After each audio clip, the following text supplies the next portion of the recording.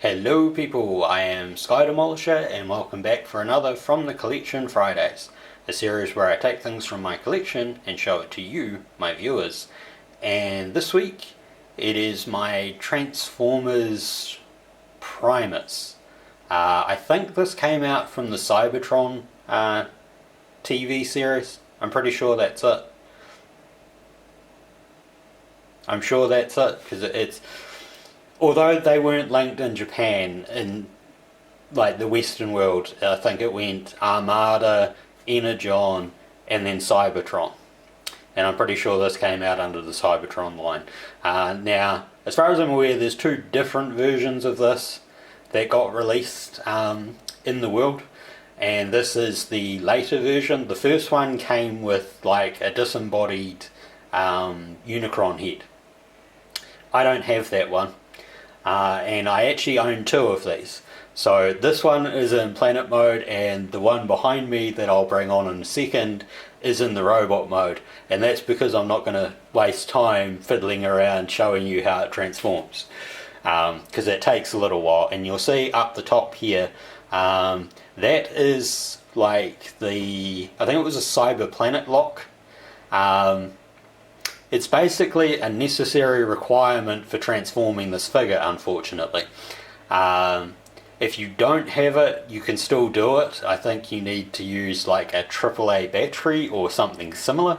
Currently my one is not actually slotted into the correct slot because there's a battery inside this, and I think this also connects into electronics in the actual figure.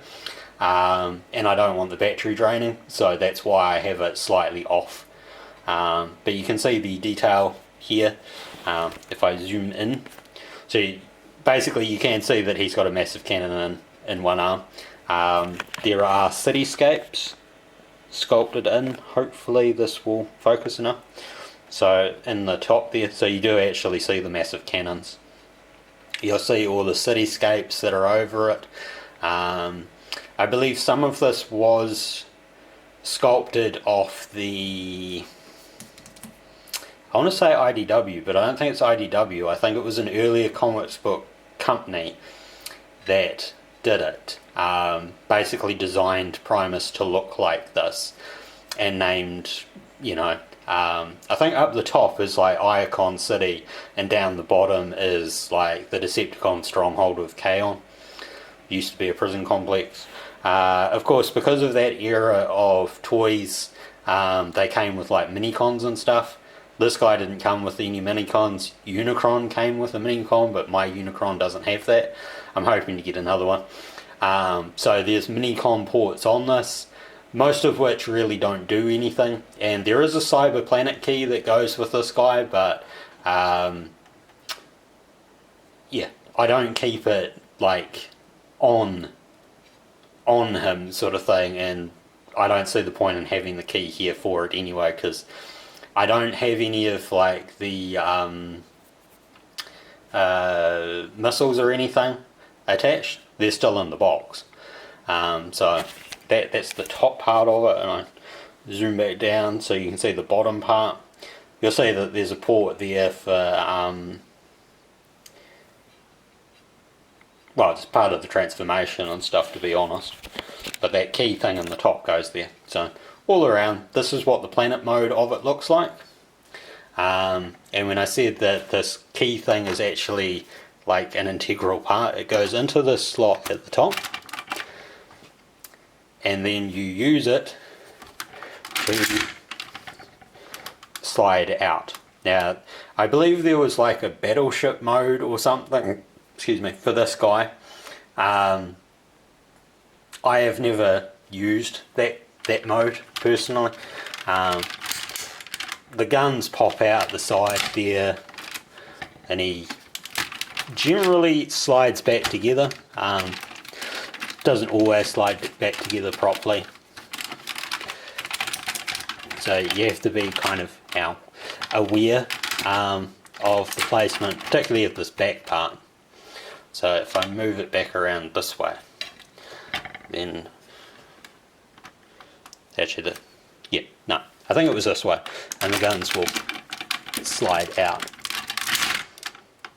So you can use it like that.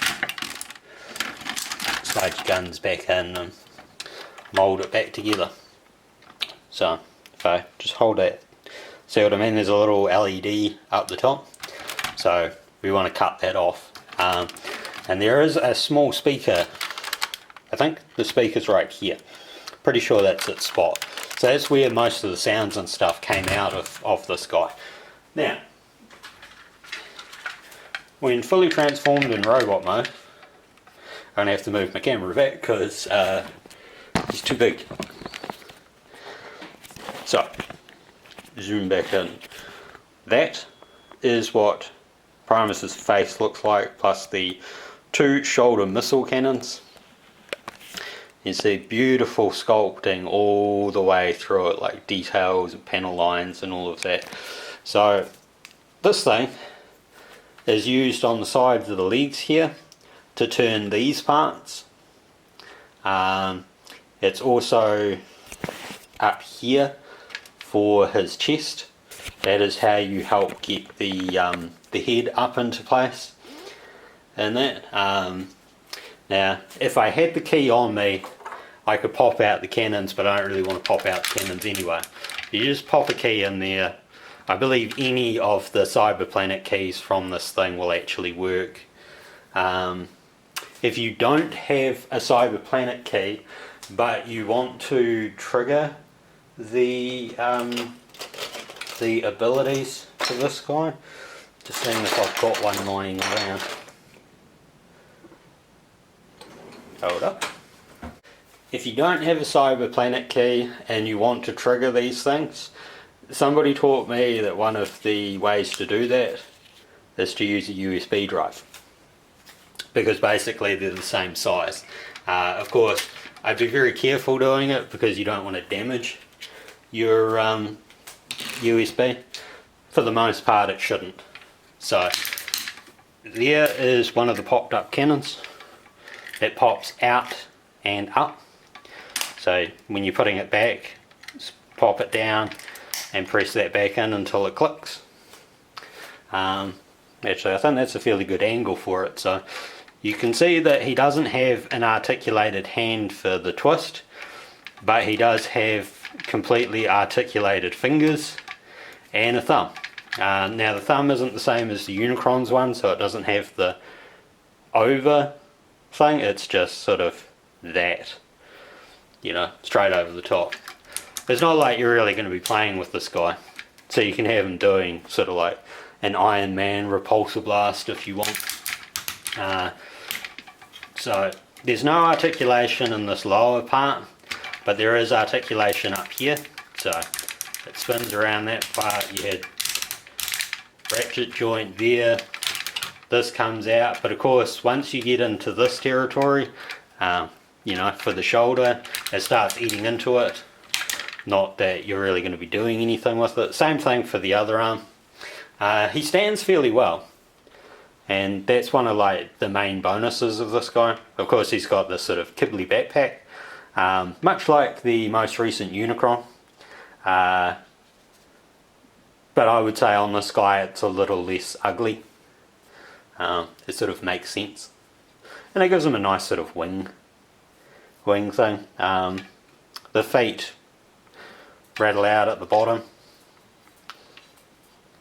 There aren't like firing missiles or anything, but when you use the key on the side here, it also puts out these guns from the knee, or you know, the lower leg. Now, remove his arms out of the way. So you've got articulation here at the hip, forwards, backwards, on the knee. So he's actually quite well articulated for something that's so large.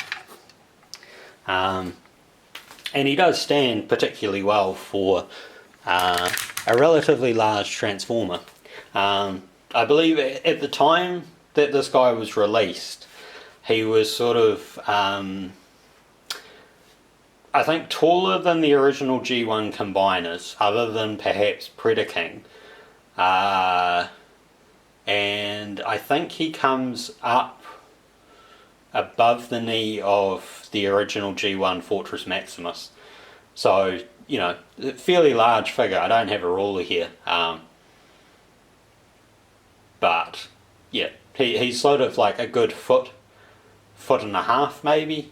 But I think it's a good, 12 inches of robot there for you.